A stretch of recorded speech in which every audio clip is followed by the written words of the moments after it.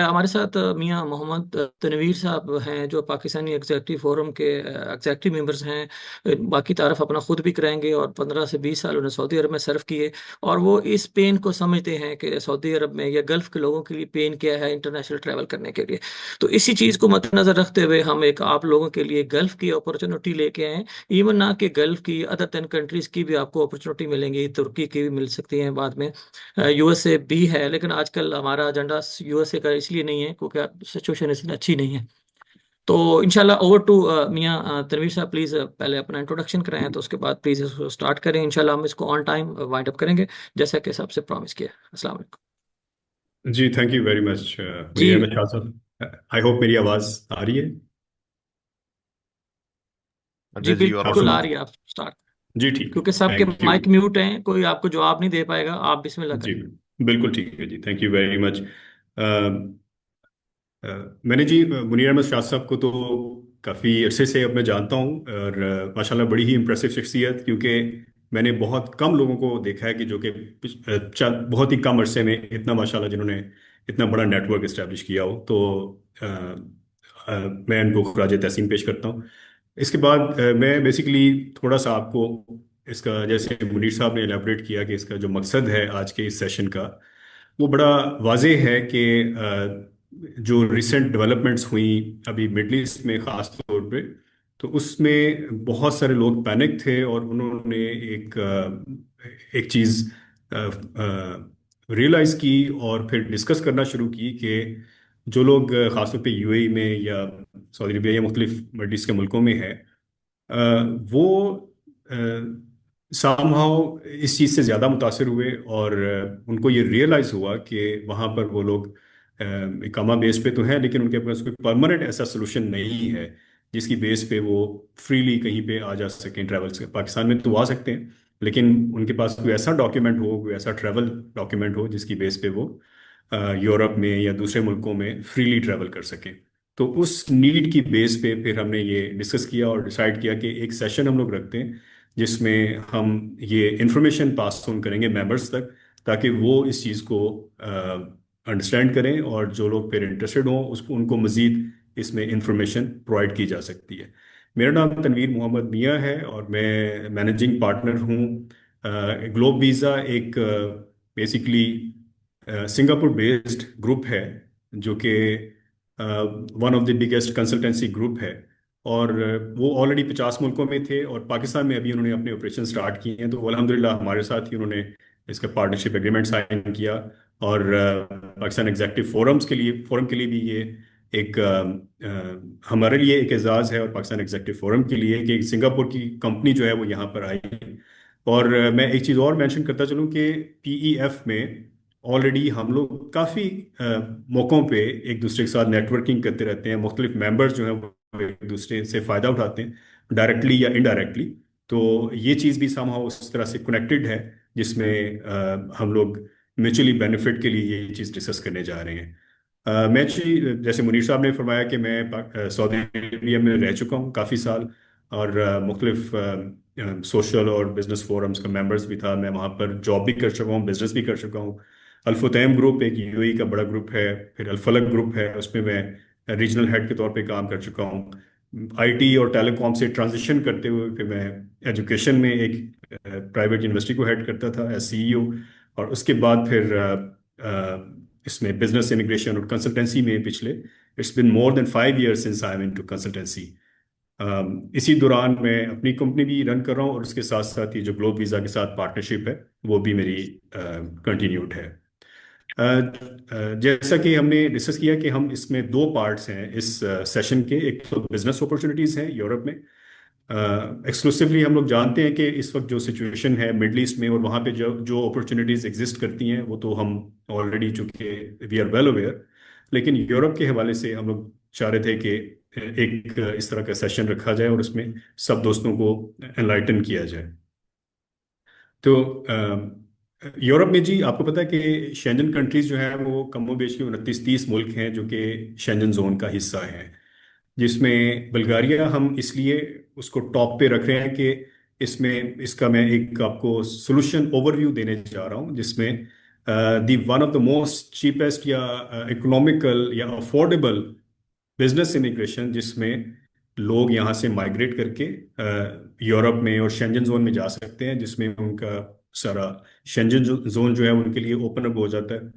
और दुनिया का one of the top 10 strongest passports में से आता है, और उसके अलावा उनकी एक्सेस हो जाती है यूएस, कनाडा और मुख्तलिफ मुल्कों तक।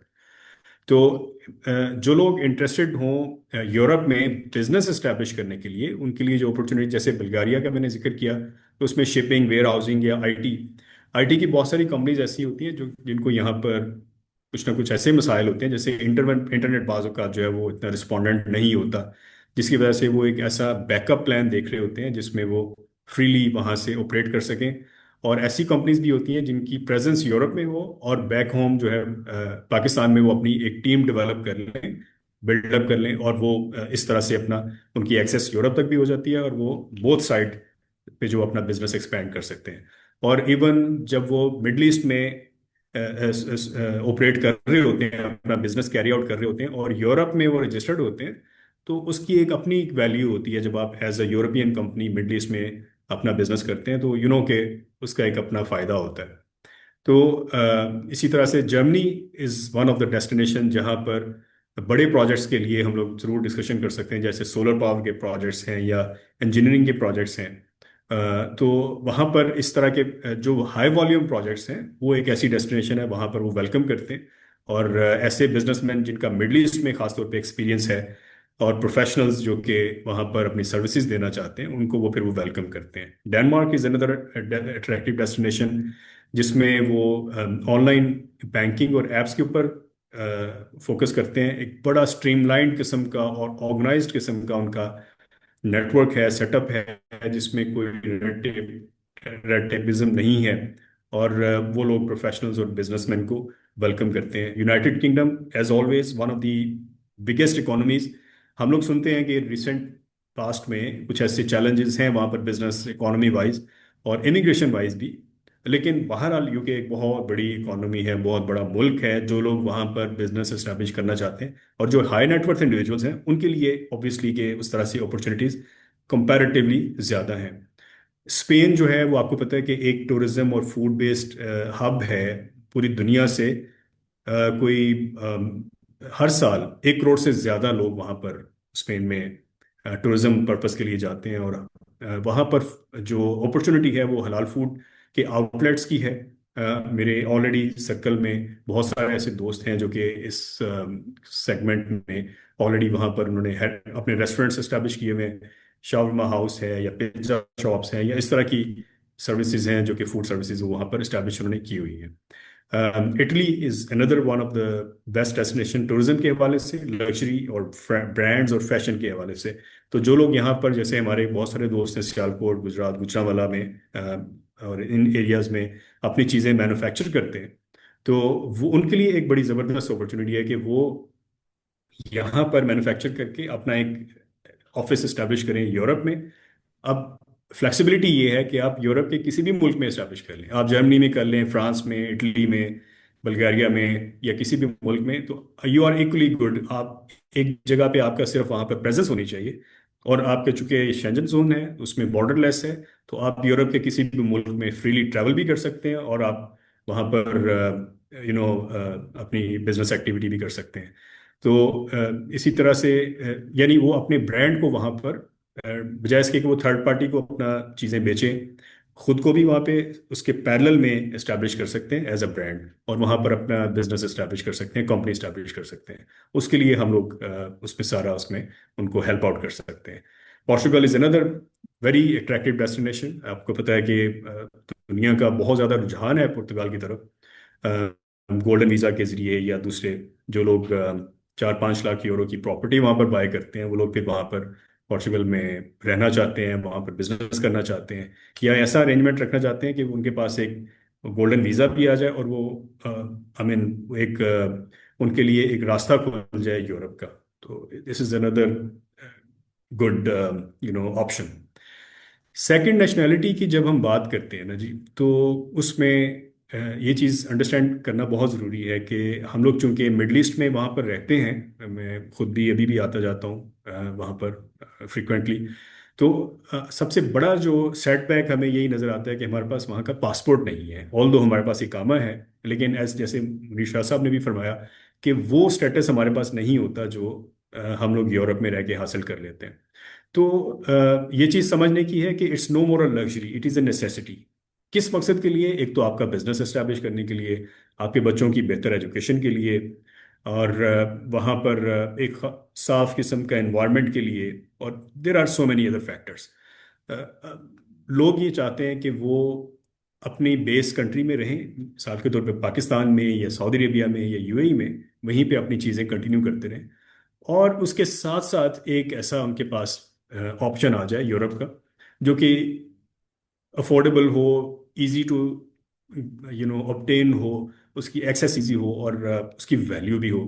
तो ये सारी चीज़ें हम लोग इस सेशन में इंशाल्लाह डिस्कस करते हैं। एक तो ये फैमिली का, जैसे मैंने बताया, ट्रैवल इजी है, जैसे आपने भी फरमाया कि जो एक वीज़ाज़ का बड़ा इशू रहता है कि जब आपने ट्रैवल करना हो उस वक्त पता चलता है जी आपका वीज़ा वैलिड नहीं है, या आपको वहाँ पे पासपोर्ट जमा कराने पड़ते हैं, और बहुत सारा टाइम उसमें वेस्ट होता है। पैसे भी आप बचाते हैं। आप जैसे पाकिस्तान में जो लोग हैं, अगर उनके पास फर्ज करें बुल्गारिया का रेजिडेंसी कार्ड है या पोर्चुगल का रेजिडेंसी कार्ड है, तो वो, उन्होंने अगर सऊदी अरेबिया जाना है तो वो आई मीन उस कार्ड के ऊपर वहाँ पर ट्रैवल कर सकते हैं, उनको वीज़ा ऑन अराइवल मिल जाता है, आपको पता है, और फैमिली को भी मिल जाता है।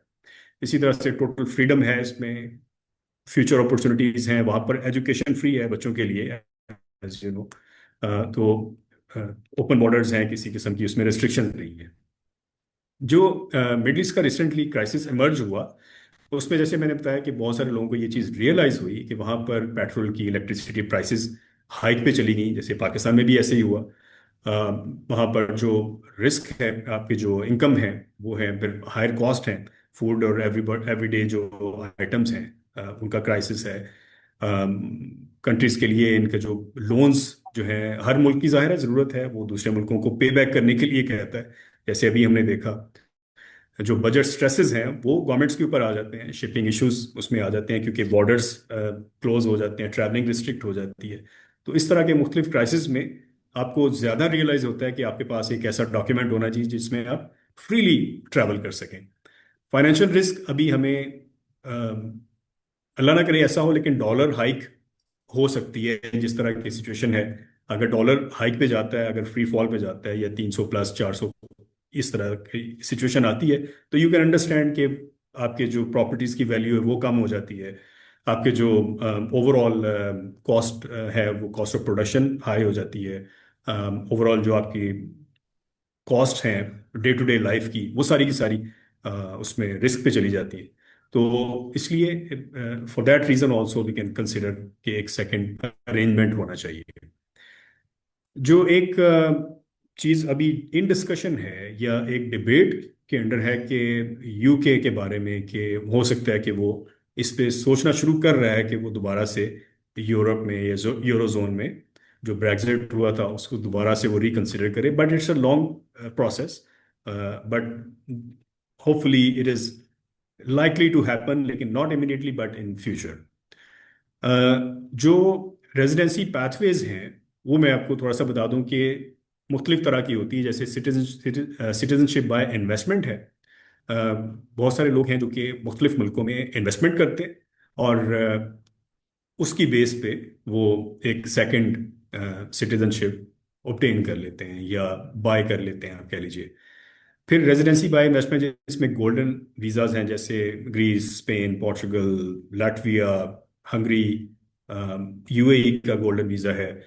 तो इस तरह से ये मुख्तलिफ मुल्कों के गोल्डन वीज़ाज भी एक ऑप्शन है लोगों के पास। बिजनेस रेजिडेंसी है, ट्रेड, फिर एक ट्रेड रिप्रेजेंटेटिव ऑफिस एक कैटेगरी है।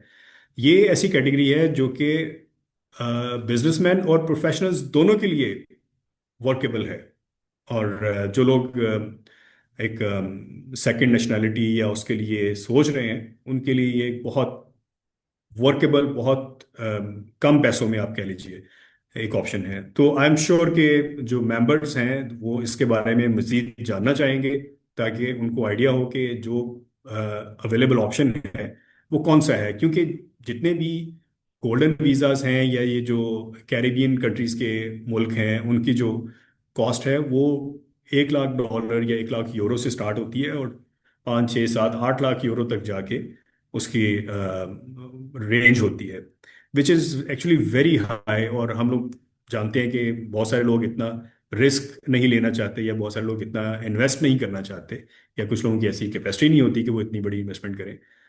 लेकिन वो ये ज़रूर चाहते हैं कि कोई ऐसा वर्केबल और कॉस्ट इफेक्टिव सोल्यूशन हो जिसके ऊपर वो चले जाएं, और अपनी फैमिली और बच्चों के लिए एक सेकंड अरेंजमेंट वो ऐसा कर लें, जो कि शुरू में रेजिडेंसी हो, बाद में वो पीआर में कन्वर्ट हो जाए, और फिर आगे सिटीजनशिप की तरफ चला जाए, ताकि उनके बच्चों का फ्यूचर सिक्योर हो, उनकी एजुकेशन वहाँ पर फ्री हो जाए, और उनकी बाकी जो क्लीन एनवायरनमेंट, यूनिवर्सिटी की एजुकेशन वहाँ पर प्लान कर लें, और एक सेकंड पासपोर्ट हासिल कर लें।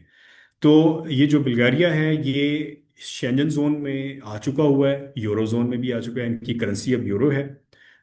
29 शेंजन जो कंट्रीज हैं उसमें without border, without visa entry है। आप किसी भी दूसरे मुल्क में 3 महीने तक रह सकते हैं, आई मीन यूरोपियन मुल्कों में। बुल्गारिया जो है, चूंकि अभी यूरोजोन में शामिल हुआ है 1 साल पहले, तो इनका सबसे बड़ा एडवांटेज ये भी है कि वहाँ पे एक booming economy, one of the most booming economy within Europe, जिसमें इस वक्त जो है इसी तरह से वो, for the same reason there is no business stress, low cost है। वहाँ पर आपको किसी किस्म के कोई लोकल वर्कर हायर करने की ज़रूरत नहीं है, वहाँ पर कोई इन्वेस्टमेंट की ज़रूरत नहीं है, जिसकी वजह से आपको बहुत रीजनेबल पैसों में, कोई रिकरिंग कॉस्ट नहीं है उसके ऊपर। सिंपल रूल्स रूल्स हैं कि आपकी जो कंपनी है वो 2 साल पुरानी होनी चाहिए, और कम से कम 55,000 US डॉलर का एनुअल टर्नओवर होना चाहिए, विच इज़ वेरी लाइकली। एक छोटा बिजनेस भी इतना पैसे तो एनुअल टर्नओवर उसका होता ही है। इसमें जी बहुत सारे लोग ये पूछते हैं कि जी इसका एलिजिबिलिटी क्राइटेरिया क्या है। तो जैसे मैंने कहा है कि मुख्तलिफ प्रोग्राम्स में आपको इन्वेस्टमेंट चाहिए होती है, कि वहाँ पे वो कहते हैं जी आप 1 लाख डॉलर इन्वेस्ट करें, 1.5 lakh dollar, 2 lakh dollar invest करें। तो इसमें कोई इन्वेस्टमेंट की ज़रूरत नहीं है, आपको कोई इन्वेस्टमेंट नहीं करनी। फाइनेंशियल एसेट्स जो हैं वो आपको नहीं दिखाने कि आपके पास इतने फाइनेंशियल एसेट्स हैं। मेन एप्लीकेंट जो 18 साल से ज़्यादा एज हो, ऊपर वाली एज की कोई लिमिट नहीं है। आपको पुलिस पुलिस क्लियरेंस सर्टिफिकेट चाहिए होता है, जहाँ पर आप पिछले कुछ अरसे से रह रहे हैं। अगर आप सऊदी अरेबिया में रह रहे हैं तो वहाँ से लेना होगा, यूएई में रह रहे हैं तो वहाँ से, पाकिस्तान में रह रहे हैं तो यहाँ से लेना होगा। सोर्स ऑफ फंड आपको कोई दिखाने की जरूरत नहीं है, बहुत फ्लेक्सिबल सा है, यानी 10,000 यूरो आपको दिखाने हैं कि ये मेरी बैंक स्टेटमेंट में पड़े हुए, दैट्स इट। लैंग्वेज रिक्वायरमेंट कोई नहीं है आपको, कोई इंग्लिश या कोई ऐसी चीज़। एजुकेशन की भी कोई रिक्वायरमेंट नहीं है, कोई आपको दिखाने की जरूरत नहीं है डिग्री वगैरह या समथिंग। वर्क एक्सपीरियंस आपको ये भी इस्टेब्लिश नहीं करना कि जी मेरा कोई 15 20 साल का एक्सपीरियंस है। नेशनैलिटी की कोई रिस्ट्रिक्शन नहीं है इसमें, कोई ऐसी अदर रिक्वायरमेंट्स नहीं है। यानी आप इमेजिन करें कि इतना सिंपल प्रोग्राम जो कि आपको यूरोप की एक्सेस भी दे दे, और आपको 5 साल की इनिशियली लॉन्ग टर्म रेजिडेंसी दे दे, कोई ऐसा प्रोग्राम मैंने तो अपने करियर में इतना आसान प्रोग्राम नहीं देखा। फिर मैंने बताया कि जी एनुअल टर्नओवर आपका 50,000 यूरो के या 55,000 डॉलर के करीब होना चाहिए, वो आप एक अपनी बैंक स्टेटमेंट दिखा देते हैं। जो इसके बेनिफिट्स हैं, जो कि कोई आपको बिग स्पेंडिंग नहीं करनी, कोई प्रॉपर्टी में इन्वेस्ट नहीं करना वहाँ पे जाके। हाँ, आप ये कर सकते हैं, जब आप एक दफ़ा वहाँ पर चले जाते हैं यूरोप में, वहाँ पे जाके आप कोई इन्वेस्टमेंट प्लान कर लें, कोई प्रॉपर्टी सॉर्ट आउट कर लें, और उसकी बेस पे आप अपने इन्वेस्टमेंट प्लान कर लें। इजी ट्रेवल्स हैं आपको, उसमें अक्रॉस द यूरोप आपको हर दफ़ा वीज़ा लेने की ज़रूरत नहीं है। लोएस्ट टैक्सेस, आप ये देखें, सब दोस्त इस चीज़ को एग्री करेंगे कि यूरोप के मुख्तलिफ मुल्कों में टैक्स की रेशो हाई है, जर्मनी, फ्रांस, इटली वगैरह में। पोर्चुगल, इसमें बुल्गारिया में 10% टैक्स है जी, कॉर्पोरेट टैक्स और इनकम टैक्स, जो कि लोएस्ट है यूरोप में। फिर इसमें लो लिविंग कॉस्ट है, सबसे सस्ता मुल्क है यूरोप में। इससे सस्ता मुल्क मेरे ख्याल कम ही कोई होगा। यानी आपको रिहाइश भी सस्ती मिल जाती है, खाना पीना भी सस्ता है, ट्रांसपोर्टेशन भी बहुत ही सस्ती है। तो ये सारे बेनिफिट्स हैं। इसके मज़ीद अगर आप दोस्तों के जहन में कोई क्वेश्चन है इस हवाले से, तो वो हम क्वेश्चन आंसर सेशन में मुनीर साहब अलाउ करेंगे, तो we can do that as well. और मैं इसमें बता दूं कि जो ग्लोब वीज़ा है, मैंने बताया कि सिंगापुर बेस्ड एक कंसल्टेंसी है जो पाकिस्तान में है, इस वक्त रजिस्टर्ड है, और one of the biggest consultancy है दुनिया की। और इसमें फुली ट्रांसपेरेंट प्रोसेसेस हैं। आपको कोई ऐसी ओवरचार्ज नहीं किया जाएगा, कोई इसमें डिलेज नहीं है, क्योंकि सिंगापुर में जो टीम बैठी हुई है, हांगकांग में बैठी हुई है, मुख्तलिफ मुल्कों में, वो सारा इस पे अपना। और दूसरी बात ये है कि डायरेक्ट आप एक कंसल्टेंसी के साथ काम कर रहे हैं, किसी थर्ड पार्टी के दरमियान में कोई इन्वॉल्व नहीं है जिसके मार्जिन्स बिल्ड होंगे और फिर आपको वो मिलेगी। यानी पाकिस्तान में सिंगापुर बेस्ड कंपनी है जो कि आपको ये सारी सर्विसेज दे रही है, और वो हम सेम सर्विसेज जो है वो सऊदी अरेबिया में, मिडल ईस्ट में भी एक्सटेंड कर सकते हैं। चलें तनवीर अ, साहब, थैंक यू सो मच। जी इसमें अभी कंक्लूजन की तरफ आप सर जाएं, और प्लस मैं जी ये जरूर। कहना चाहूँगा कि ये ना तनवीर साहब ना हम ना कोई एजेंट नहीं है, जैसे कि उन्होंने बताया। ये प्रॉपर हम आप लोगों के लिए एक फैसिलिटी लेके आए हैं, जैसे उन्होंने कहा कि डायरेक्टली अदारे के साथ जाएंगे, क्योंकि अक्सर ये होता है। अभी जब हमने अनाउंस किया तो कई लोगों ने मैसेज किए कि जी आप लोगों तो ट्रैवल इमिग्रेशन एजेंट का काम कर रहे हैं। उन्होंने कहा ऐसा नहीं है, हमारा मकसद क्या है कि हमारे फोरम के लोगों के लिए ऐसी ऑप्शन लेके आए जहाँ वैलिड हो, जहाँ फ्रॉड ना हो, और ऑथेंटिक और गारंटी के साथ चीज़ें आपको मिल सके। मार्केट में बड़े एजेंट बैठे होंगे और हमारे फोरम में भी और बड़े लोग हैं जो इस पे काम कर रहे हैं। देखिए हमारा मकसद ये है, हमारे पास कोई भी हमारे फोरम का मेंबर आता है, हम उनके बिजनेस को प्रमोशन के लिए जाते हैं और हम खड़े होते हैं। हमारा ये मिशन है। हमारे से में किसी किस्म का ना तो तनवीर साहब का कमीशन है ना हमारा कमीशन है। तो हम आपके लिए खिदमत लाए हैं, आपके लिए एक मौका लाए हैं। और जिस जिसको आपको सपोर्ट चाहिए आप मेरे से रब्ता कर सकते हैं, तनवीर साहब से रब्ता कर सकते हैं। और आप यहाँ जूम के अंदर आप अपना मैसेज ईमेल आईडी छोड़ सकते हैं, क्योंकि हमने वादा किया था कि हम शॉर्ट सेशन में जाएंगे, क्योंकि अभी ऑफिस टाइम है और वैसे भी टेंशन वाला टाइम है। हम आपका ज़्यादा टाइम नहीं लेंगे इंशाल्लाह, लेकिन आपके आने का बहुत बहुत शुक्रिया। अगेन, एज ए पीएफ आपकी खिदमत के लिए हाजिर हैं, हाजिर थे, हाजिर रहेंगे। कोई भी किसी किस्म की हेल्प हम करने के लिए तैयार हैं। Thank you so much. अगर कोई और ऑप्शन है तनवीर साहब, लास्टली उनको ज़रा कन्वे कर दें। और बीच में मेरे हमारे जो अदना नुमान साहब हैं, पाकिस्तान चैप्टर के बड़े एक्टिव हैं माशाल्लाह, उन्होंने बड़े लोगों के मैसेज किए। अब उनके भी एक दो क्यूरीज एंड क्वेश्चंस हैं। वैसे तो हमने किसी चैप्टर हेड या किसी कंट्री प्रेसिडेंट की कोई स्पीच या कोई मैसेज नहीं रखा, लेकिन अदना नुमान साहब हमारे बहुत एक्टिव पर्सन है। मैं तो समझता हूँ कि वो उनकी कंट्रीब्यूशन बहुत है इस इवेंट को सक्सेस करने में। तो नुमान साहब, आपकी कोई ऑप्शन है, कोई आंसर है तो आप जरूर कह सकते हैं। और मजे की बात है, यहाँ मुझे नजर आ रहे हैं हमारे जो जफर इकबाल साहब हैं, हमारे जो यहाँ पे पाकिस्तान इन्वेस्टर फोरम के जनरल सेक्रेटरी हैं, वो भी शामिल है। तो इसका मतलब है कि हमारे साथ सारे दोस्त हैं और जो हमारा सेशन देख रहे हैं।